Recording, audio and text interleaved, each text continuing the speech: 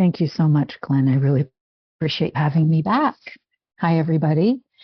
I am an alcoholic. My name is Ashley. It's really good to be with you today, and it feels good to be in the program of recovery of Alcoholics Anonymous. My sobriety date is the 30th of December, 2006. It's a date that's important to me, and I intend to hang on to it with my higher power's help. I have a home group. It's called the Beacon Group. We meet in person in Boston, Massachusetts on Mondays and Wednesdays. We are very serious in a fun way. We are not a glum lot about studying the literature of Alcoholics Anonymous on Monday nights. It's really a beautiful format. It's format in which someone reads from the big book of AA on the step and then shares their experience working the step. And then we break into small groups and discuss the step. And we also do that Monday through Friday at 12 noon on Zoom, where we have a speaker who speaks on the step. And then because participation is the key to harmony, as it says in Concept 4, everyone has the opportunity to share in a small group. And then on Wednesday nights, we have 3 speakers. So I also have a sponsor. She's a very important person in my life. And part of what's really sweet about that is she lets me know I'm an important person in her life. And together we work the 36 principles of Alcoholics Anonymous. I work to apply the 12 steps to my personal recovery and, savor the capacity to do, feel, and see things I previously could not do, feel, and see, which is one of the definitions provided in the 12 and 12 of the Spiritual Awakening. I apply the 12 traditions to my relationships, and hopefully we'll talk about that a little bit today. And what it means, as it says in the Grapevine's checklist on the traditions about tradition 1, am I a unifying and integrating presence, or am I divisive and caustic and punitive? And then the 12 concepts of service, which really teach me how to get along in a world that's not so peaceful, but I can find peace myself. And the 12 concepts of service are about principles like leadership, authority, participation, the minority voice, delegation, participation, things I did not learn growing up with the family disease of alcoholism. For me, leadership and authority were totally fused. They were the same thing. I didn't know there was a difference between the two of them until I was introduced to the 12 concepts of service here in AA. So let's talk first a little bit about the 12 steps in our book, the 12 and 12. It says in the foreword, AA's 12 steps are a group of principles, spiritual in their nature, which, if practiced as a way of life, can expel the obsession to drink and enable the sufferer to become usefully and happily whole. This is a very valuable line to me in our AA literature because, one, it assures me that the obsession to drink can be expelled, that I can have physical sobriety and abstinence from alcohol. And that has been my experience. In step 1, I admit I'm powerless over alcohol and that my life is unmanageable by me. And that's my external life as well as my internal life. My emotional life is unmanageable by me. And, I could not control and enjoy my drinking no matter how much I tried. And when I was reading the big book, when I first came in, there's that incredible line in More About Alcoholism. It says, it's the great obsession of every abnormal drinker that one day I can control and enjoy my drinking. And I was like, oh, dang, this program's got something for me, because I didn't want to quit drinking. I liked my white wine and my pink champagne and getting dressed up and putting some jewelry on it. And that wasn't alcoholism to me. That was being fancy, because I grew up, as I said, with the family disease, and it was ugly. Alcoholism was ugly in my family. My great-grandmother murdered my great-grandfather. She was a flophouse street drunk. She burned down the family business. She left the state with the money. My papa drank, and he was pleased about it, but it isolated him from the family and impaired his ability to be the gentle, kind, loving dad that he was to me as a grandfather, because he had to have a kidney transplant as a result of his alcoholism. And when he didn't drink anymore, fortunately, he didn't act like a terrible dry drunk, but he was kind and loving. But his alcoholism it was a thief. It stole him from his family. And then my dad's drinking was just violent and horrible, and so I didn't want my alcoholism to look like that. I wanted it to be pretty. But fortunately, our third tradition states that the only requirement for membership is a desire to stop drinking. And I meet that requirement for membership. I have a desire not to pick up today. And the tradition doesn't say how much I drank or where I drank or if I had consequences. And when I first came in, I heard things like, I don't have to take the garbage truck all the way to the dump.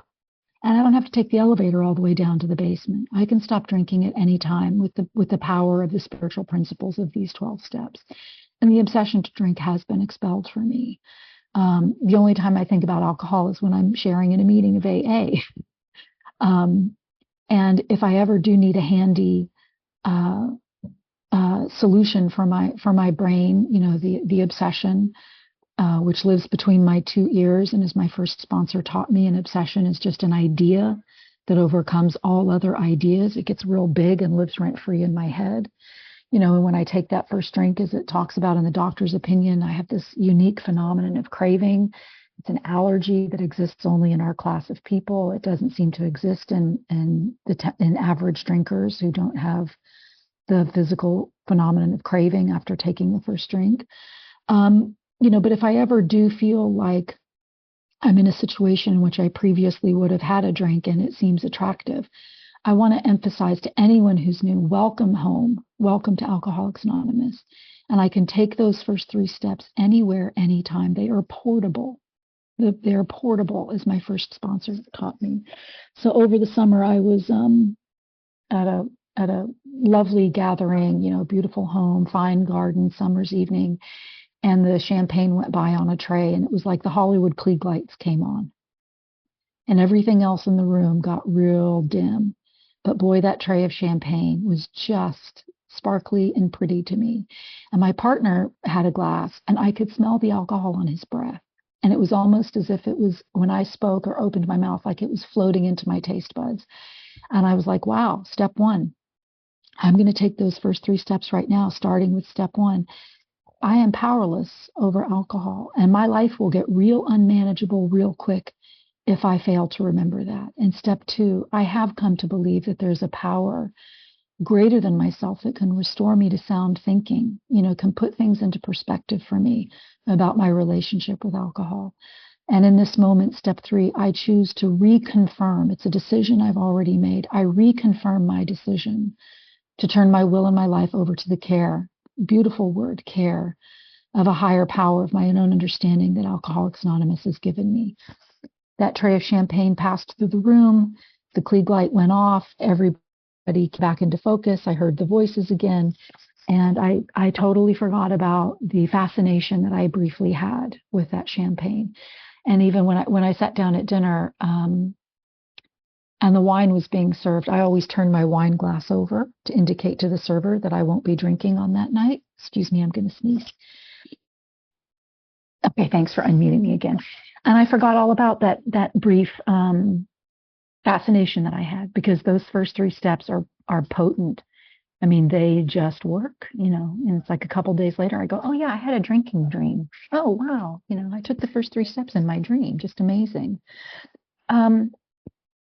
And so let's unpack a little bit what it means in that step 2 to have the opportunity to create a relationship with a God of my own understanding. And this is called in our book the step 2 proposition. It says God is either everything or nothing. But what does it mean for me to have the dignity to define that higher power for myself?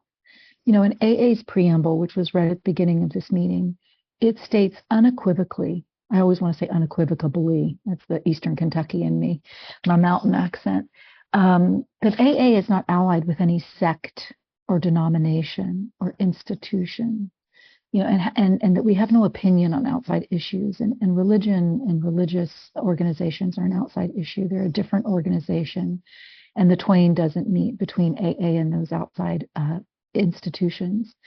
And so the book says, because it says the word God in our 12 steps, it offers me an invitation. Don't let the word God prejudice me against other spiritual terms. And there are lots of spiritual terms used in the chapter to the agnostic: spirit of the universe, the creator, divine intelligence, all those terms. And one of the ways I've worked step 2 with my sponsor is she's asked me to write down all the spiritual terms in the book write down more conventional dictionary definition, and then to define them for myself, which has really expanded my sense of opportunity and relationship to have intimacy with a higher power of my own understanding. And sometimes that term has to be flexible. I don't know if I'll get to this story or not.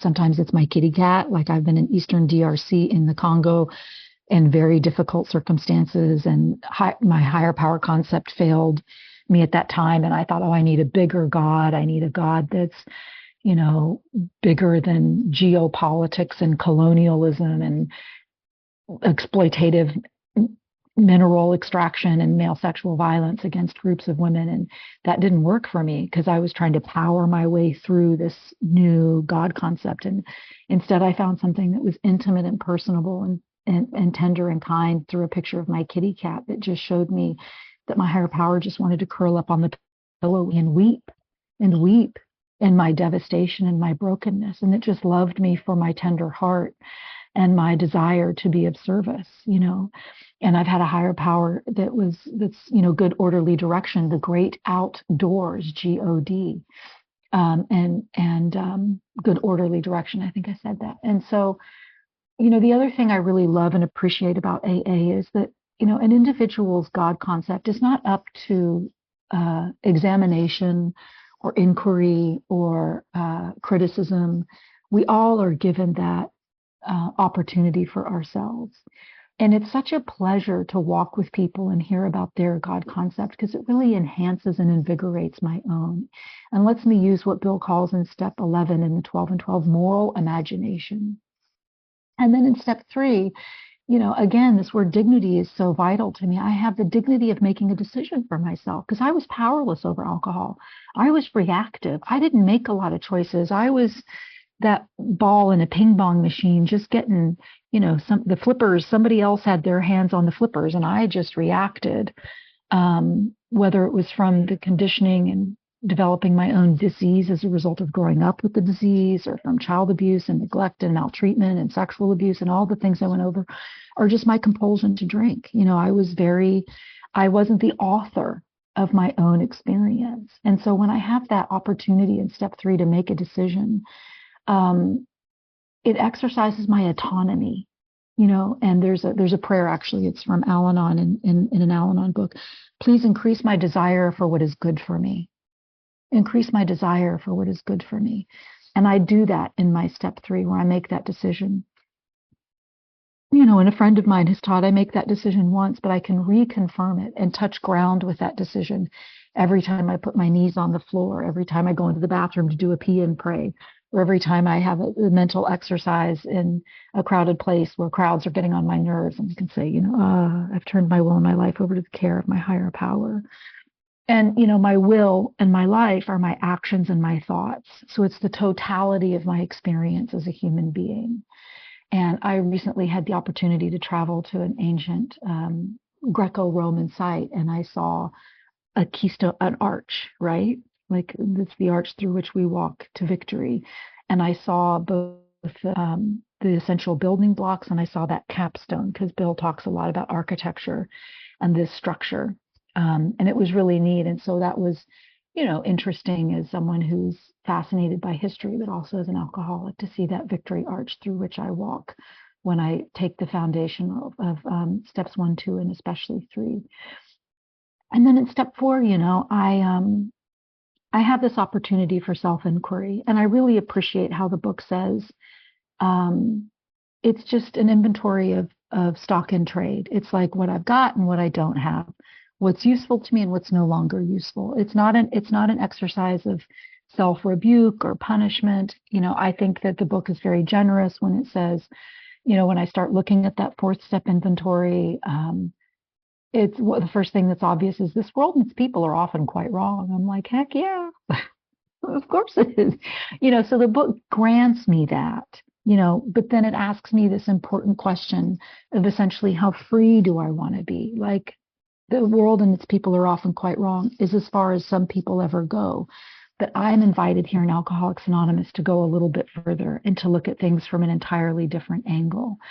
And my inventory has been everything from, when I'm in the rainforest in the Congo, I'm afraid of snakes, which is healthy fear, or I'm afraid I'm not going to get something I want, or I'm afraid I'm going to get it, or I'm going to lose something I think I've got. All these distortions of perception. And, a lot of times when I look at the columns, what the person has allegedly done according to my interpretation, who the person is and what area of my life it affects my self-esteem, my sex relations, my finances, etc. And I look at how I contributed. Sometimes the way I've contributed is by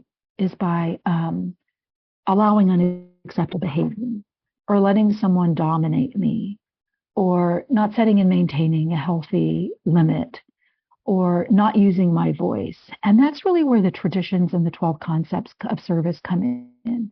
Because, I'm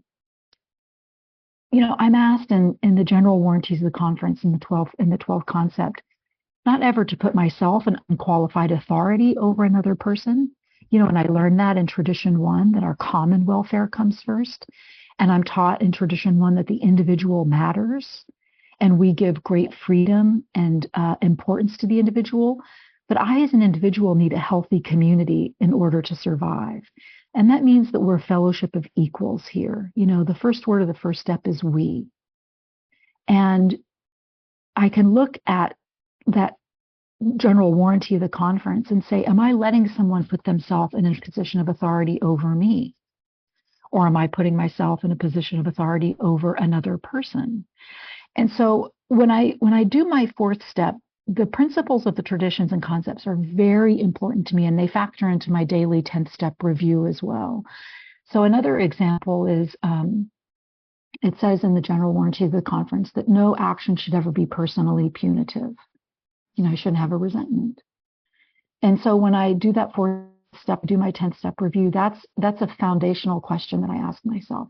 Was I personally punitive today? Did I have a punitive spirit? Was I punishing? Is what that word means. And was I an incitement to controversy? Did I try to stir things up? Did I have my stick in the pot and try to agitate? And that's why I love that question from the traditions checklist from the Grapevine. Am I an integrating and healing presence? And I want to tell you a story about that. And it also relates to tradition 4 and how everyone is autonomous and everyone has a right to be wrong, except when they're, affecting the welfare of a group, another person or a group. And that's a big but, as my friend Billy says, people love to talk about group autonomy when they're saying our group has the right to do this or right to do this, or to change a word in the step, or, allow crosstalk, or, get distracted and deluded from our primary purpose. Well, it usually means they're fixing to trample the other 11 traditions. If I'm overemphasizing group autonomy in the 4th tradition.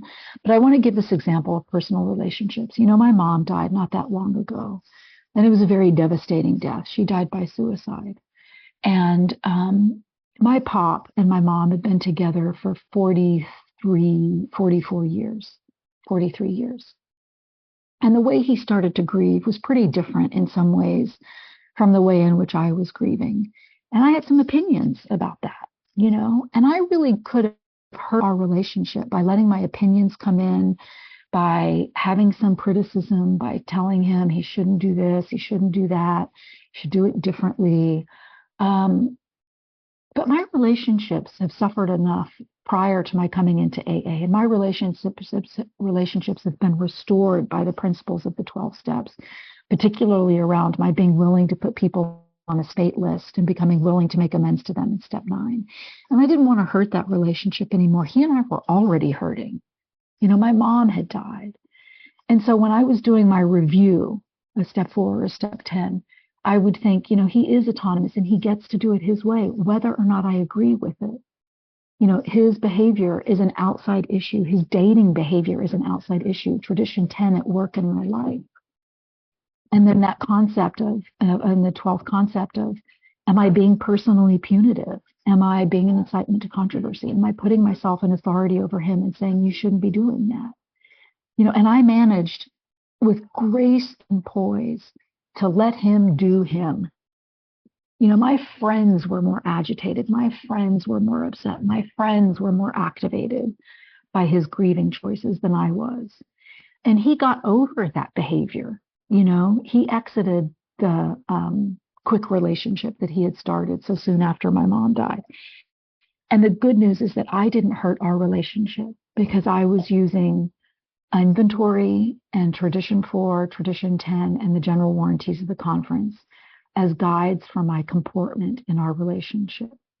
Now, the principles don't necessarily wrestle my feelings to the ground. I still have to cope with my feelings, and I have ways of doing that through a lot of writings, writing letters that I never send, but read to my sponsor, and some healing arts that I've learned outside of AA.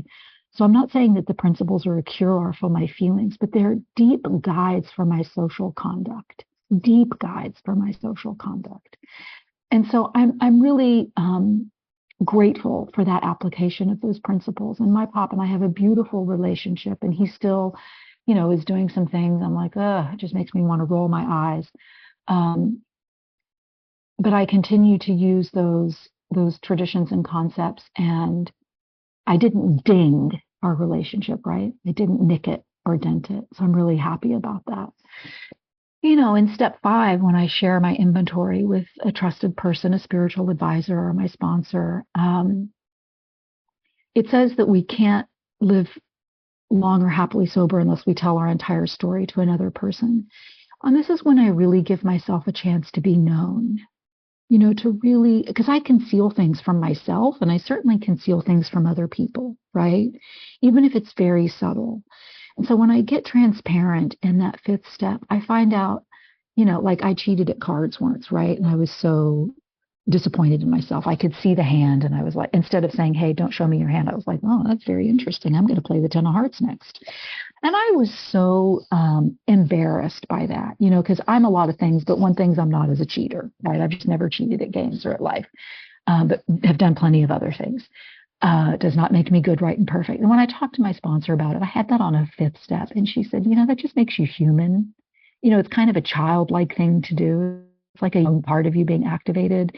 And so my opportunity is not to look at somebody's hand again, but also to have compassion for myself and say, I'm just right-sized with my fellows, And I lost a kid's comb when I was in school in the 6th grade. And I had so much shame about that. And I had stuff like that on my 5th step. And then it's like, okay, well, where do I want to get clear and accountable about the big stuff, right? And that I have the opportunity to do in a 5th step as well. And what I find out from that 5th step is that I'm loved. I'm loved. I'm perfectly imperfect. I can make a mistake without being a mistake. And I have, behaviors and choices that are outsized, too little, too big. And that's how I've come to understand step 6 and 7, that these defects and shortcomings are just God-given behaviors and God-given emotions that have outlived their importance, that have outlived their usefulness, and where I've gotten out of balance. And I have the opportunity to come into harmony with God and myself and my fellows by moving on to step 6 and 7. And their step 6 and 7 are steps that I have labored over, and read in the book and read in the 12 and 12 and done writing and done exercises. And, once I took step 7 on the winter solstice down by a creek with a fire where I burned a 5th step and cut my hair. Like I've done interesting ritualistic things.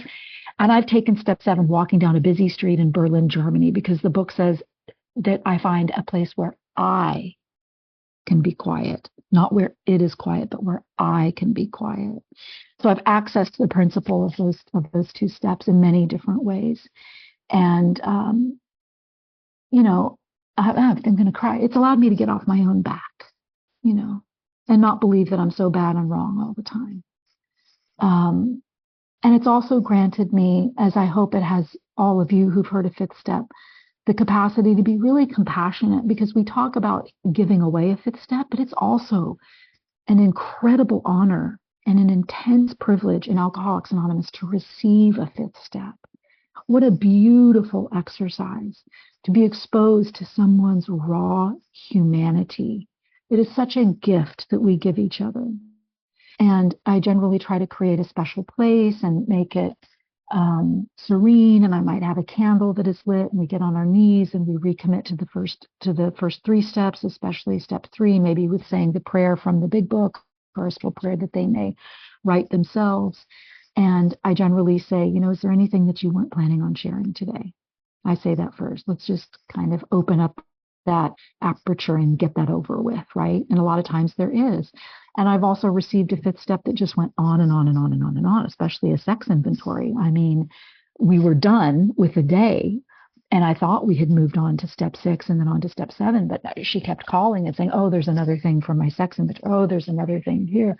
As she rummaged through her memory and she got more free, and as she discovered I was safe, there was so much more that came up with her. So there's not just one way to do it, or perhaps one sitting in which to do it.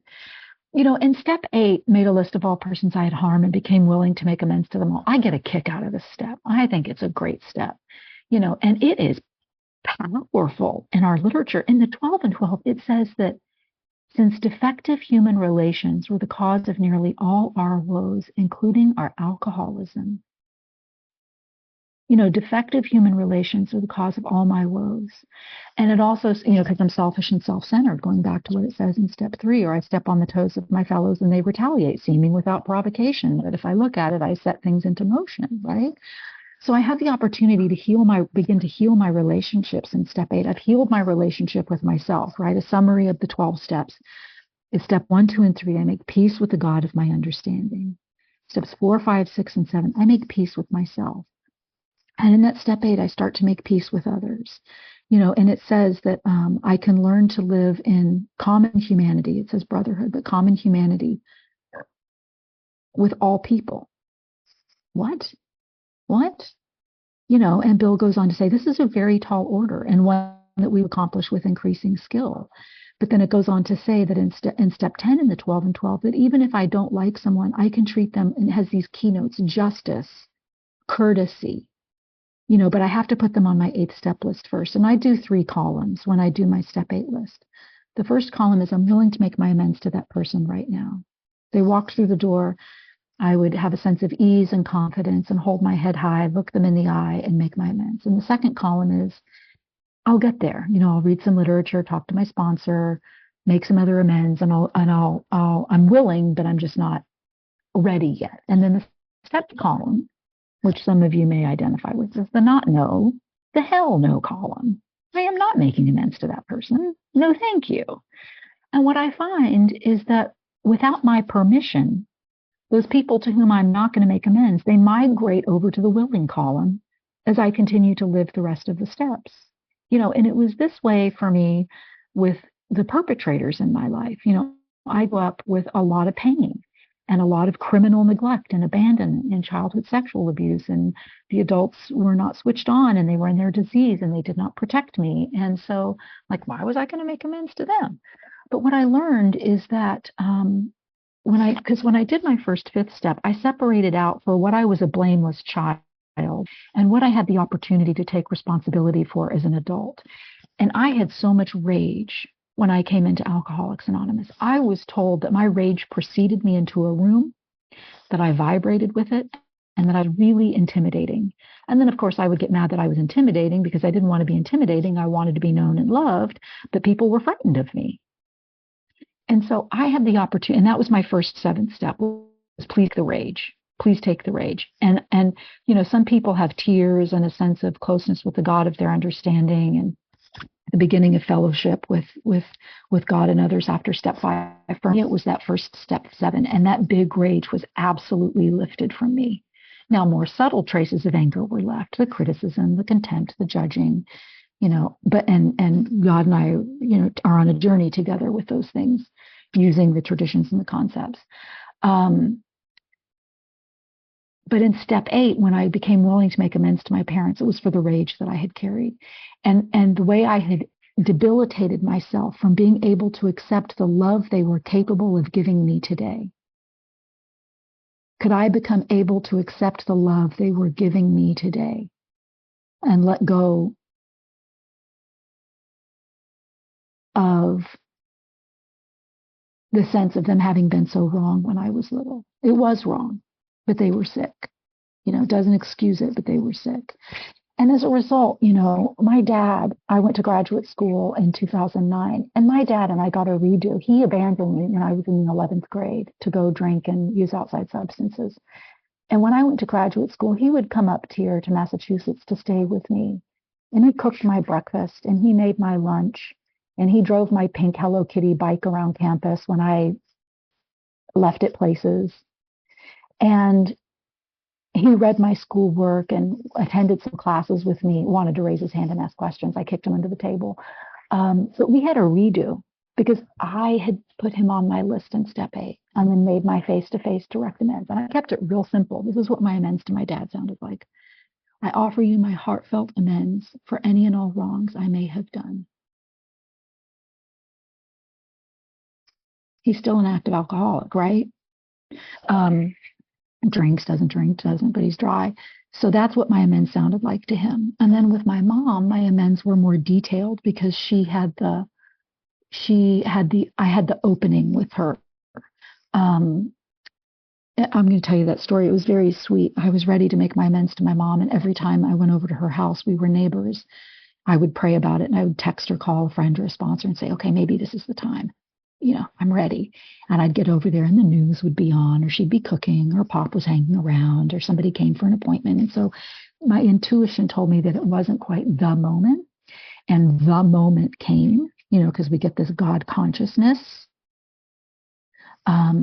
was she was in my library with me and I had a book of recovery literature, a basket of recovery literature. She said, why do you do all that stuff? And I said, because it makes me feel better. Isn't that the point of recovery? I think there are 2 simple points of recovery: to feel better and to be easier to live with. And I said, Mom, I'd like to do a reading for you. And I did a little recovery reading for her. And I said, and I offer you my heartfelt amends for any and all wrongs I have done and for the anger that I've carried. And she broke down. And this doesn't always happen, and Bill says in the 9th step in the big book that if they don't accept our amends, it's water under the dam. That's literally all he says. Like, let that stuff go if they don't accept it.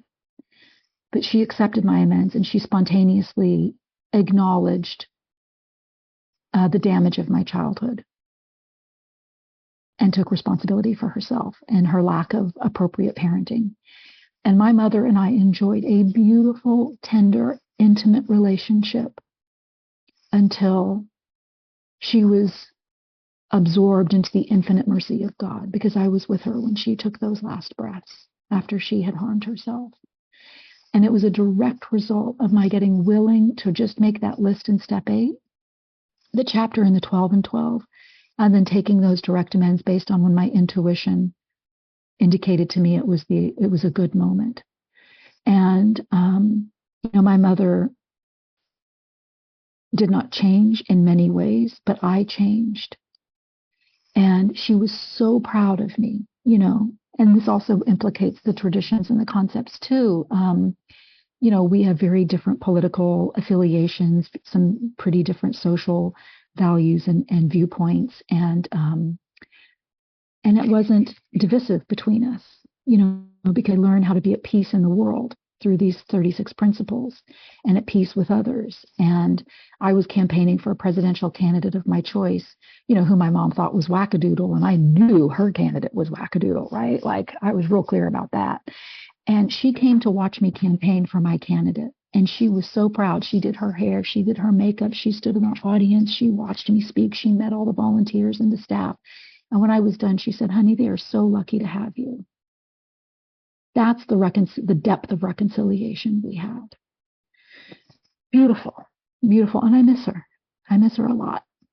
And she loved Alcoholics Anonymous. She came to meetings sometimes and she called AA our people.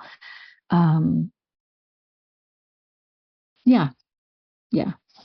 So in step 10, which I'm going to open up in the book, I think this is a very beautiful step, and it seems like there's just these instructions and these questions, right? Was I selfish, self-centered? And so first of all, let's be clear. Yeah, I have to work a good step 10, which is a daytime step, in order to have a good experience step 11 in the evening. So when I worked step 10 with my sponsor, she had me, first of all, count the number of times the word continue appears in the first paragraph on page 84. And so I'm just going to read from the text. It says, this thought, so that's step 9, was the thought. This thought brings, I arrive at step 10, which suggests I continue to take personal inventory, continue to set right any new mistakes as I go along. I vigorously commenced this way of life as I cleaned up the past. I've entered the world. I won't read continue to watch for selfishness, dishonesty, resentment, and fear. When these crop up, I ask God at once to remove them. And then it says continue a 4th time. I think it's important that I continue. And then she asked me to circle all the verbs like watch, set right, commenced, entered, grow, continue, the prayers, ask God at once to remove them, discuss, make amends, turn. The word turn also occurs a lot. And so, the way that when I speak with my sponsor and I'm running something by her, a question she often suggests I contemplate is, where did I drop God's hand? Where did I drop God's hand? And so step 10 to me is about, where do I let higher power hold my hand? Where do I reach for higher power? And when I have that lapse or that rupture or that sense of being misguided and misdirected, or, I don't behave according to my highest values, aspirations, and ideals, I watch, I continue, I turn, I commence, I discuss. It's a very active step. And, I do this in my writing, and I do this in my thoughts, and I also use the traditions and the concepts as I'm doing a spot check inventory, which is different from the daily review. But let me just give you an example of using the traditions and the concepts in a spot check review. I was with my chosen sister, Sam, because AA has given me a family of choice, and she was graduating from graduate school, and we were all together as a family to celebrate her, because I can pretend to care, but I can't pretend to show up. And I showed my bonus nieces, her daughters, a picture on my phone. And it was not related to her festivity and graduating from school. And the girls were like, they weren't very interested. And I was surprised, because I, in general, thought this was something about which they would be very intrigued or laugh or find fascinating. And I was embarrassed. I felt embarrassed, like, I just got shut down. And I thought, spot check inventory. Why am I feeling shame? And I thought, because we have singleness of purpose, tradition 5, we have a primary purpose here, which is to celebrate Sam and her graduation. And I deviated from the singleness of purpose by bringing up an outside issue, tradition 10. And I want to support common welfare and unity, tradition 1, and be a part of the group. And my picture matters. And there's another time and another place, because coming to AA meetings, I learned to talk about appropriate things at appropriate times in appropriate ways. And I felt free from that shame, because I had an understanding of how I had set myself up. And I went on with the evening supporting the primary purpose, which was to celebrate her graduation. That's just how reflexive these traditions and concepts have become for me. And the other thing about step 10 is there are these extraordinary promises. I've ceased fighting. Doesn't mean I don't stand up for things. Peacekeepers don't go to peaceful places. And I don't go to peaceful places, like in my mind or in reality. I have conflict in relationships still, but it's not controversial and it's not combative. There's a difference. To cease fighting doesn't mean I'm a limp rag or a doormat. I got up off the floor a long time ago. But it allows me to have a certain kind of energy of integrity and poise when I do advocate for myself. I've learned in recovery, I advocate my own best interests. I take the steps. I find a higher power. I sponsor. I get a sponsor. I come to meetings. I do service. That's how I started to advocate for myself. And so, where it says love and tolerance of others is our code, I don't tolerate unacceptable behavior, and I would love to talk about that more, but we're gonna move on. But I think it's a very important distinction, right? Just like we have safety in AA meetings, we don't tolerate unacceptable behavior in an AA meeting. If someone behaves inappropriately in a way that threatens the safety of the group, we have our safety norms, and we also have Concept 7. As a group, we have traditional rights, but if we're in a facility from which we rent space, or they've got legal norms, we have to talk to the facility, and then the facility can be not the enforcer, that's kind of a strong word, but they can maintain the legal boundary that is important for keeping the whole group safe. And this is something that's come up in my home group in Tennessee, so I'm thinking about that. There's someone who's not leaving the church property after the meeting and squatting inside the church, and the group is like, you can't kick her out, tradition 3.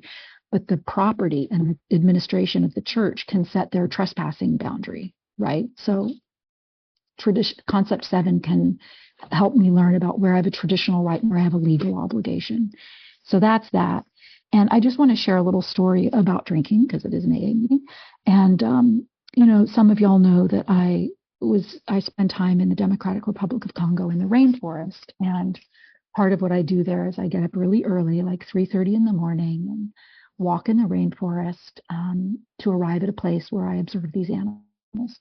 And I'm very used to this. I mean, I'm an outdoors woman. I'm, solo backpacker in the Great Smoky Mountain National Park.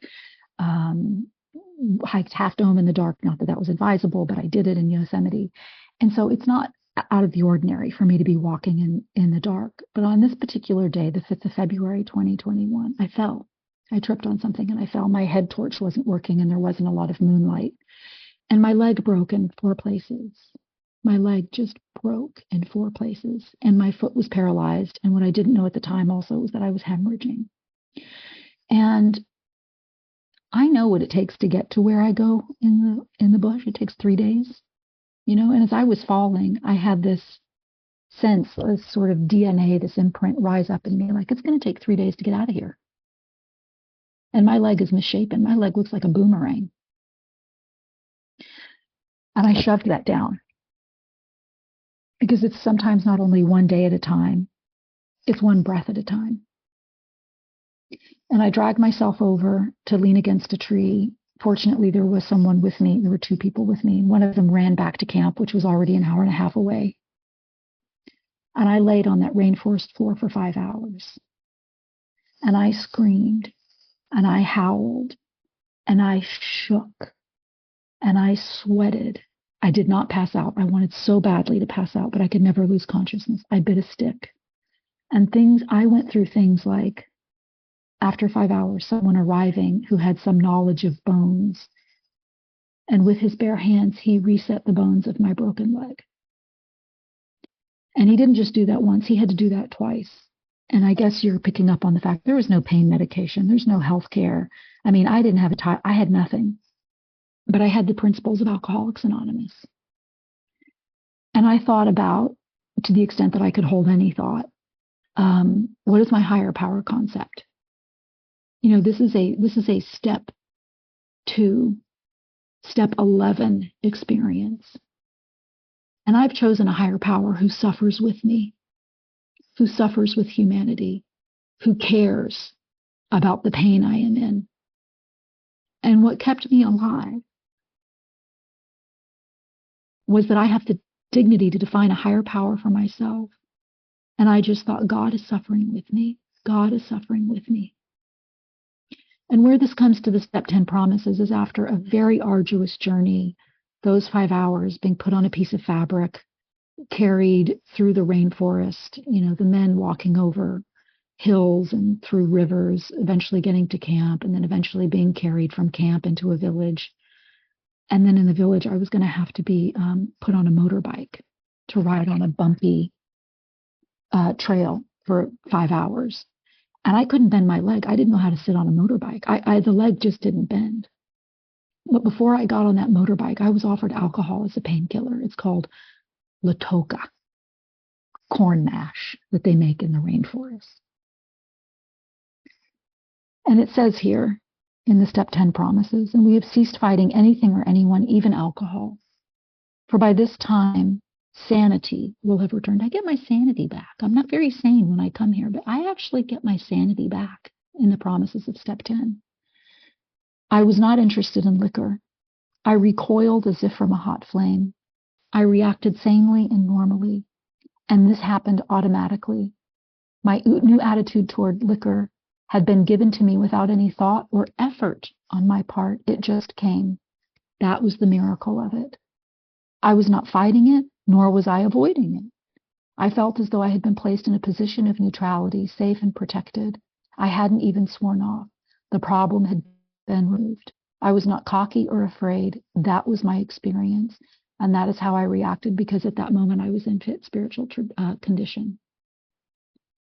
And I also thought of the fellowship. The fellowship to me is the meetings, it's the circle, and the program is the 36 principles. And I thought of you, and I thought, I'm not going to go back to a meeting of Alcoholics Anonymous and say I drank, because I believe the program works. And I was determined to demonstrate. It says a greater demonstration of these principles lies in our respective homes and affairs. And you're my home group. I was going to come back to my home group and say it is not necessary to drink. There is nothing a drink will make better. I know someone in AA whose son died, buried his son after a traumatic accident. I know people who've lost fortunes, who've experienced climate disaster, who've had job loss, who've lost their kids, who've been in the penitentiary and stayed sober. And that was my experience, because I chose, with my higher power's help, to initially start these steps and then let the steps work on me. This is what love has done to me. It's not what I've done. It's what love has done to me. So in step 11, when I, review the inventory I've already done, it's very beautiful. It's very beautiful. Meditation, as it meant when Bill wrote the book, means to take measure, to measure. And it really is about thinking. We've got a slogan, think, which doesn't mean obsess, means think. And sometimes we say stinking thinking, or my best thinking got me here, and all that. And I challenge that a little bit, put in the appropriate context, because it says on page 86, on awakening, I think about the 24 hours ahead. I consider, which is another word for thinking, my plans for the day. Because before I begin, I ask God to direct my thinking. There's that word again, especially asking that it be divorced from self-pity, dishonest, or self-seeking motives. Under these conditions, I can employ my mental faculties, that's my thinking, with assurance, because God gave me a brain to use. My thought life, this is crazy, will be placed on a higher plane when my thinking is cleared of wrong motives. It's all about thinking, because my sanity has returned. And in thinking about my day, I may face indecision. I ask God for inspiration and intuitive thought or decision. I think I've made my point. I think the literature has made its point. And, all these beautiful things come to me where I just feel at ease in my own skin. I feel at ease with people of all kinds. I can be in different circles and different communities and not worry about dominating or depending. Bill talks so much about dependence and dominance and vacillating between the two. And what I get is to be interdependent with sound thinking. And the prayer at the end of it is I ask for a right thought or action, back to my step 3, my thoughts and my actions, my will and my life. So step 12 obviously is a very beautiful step, and I'm just going to conclude with that, and to practice these principles in all my affairs includes the principles of the traditions and the concepts. Am I self-supporting, tradition 7, and not just financially? Am I emotionally self-supporting? Do I deplete my energy? Do I get enough rest? Am I self-supporting with my thinking? Or am I polling everybody to find out what I should do? I do have an informed group conscience in my life, tradition 2, because I have appropriate people to give me guidance. But fundamentally, it has to come down to my ability to make a decision for myself, which is concept 3, the right of decision makes effective leadership possible. Because concept 1, I'm responsible for my own life. So step 12 is not only the spiritual experience of feeling close to a higher power who both loves me and lets me love other people, but it's about those guides for my social behavior, and being the kind of person today with whom I'm comfortable. And I do not live up to my highest values, aspirations, and ideals all the time, but I'm growing towards it. And that's my emotional sobriety that Bill talks about in his letter that he published in the Grapevine, emotional sobriety. So thanks so much for the opportunity to share about physical sobriety as well as emotional sobriety. It's been a real pleasure. I enjoy your meeting, and I'm grateful for the opportunity. Peace be with you.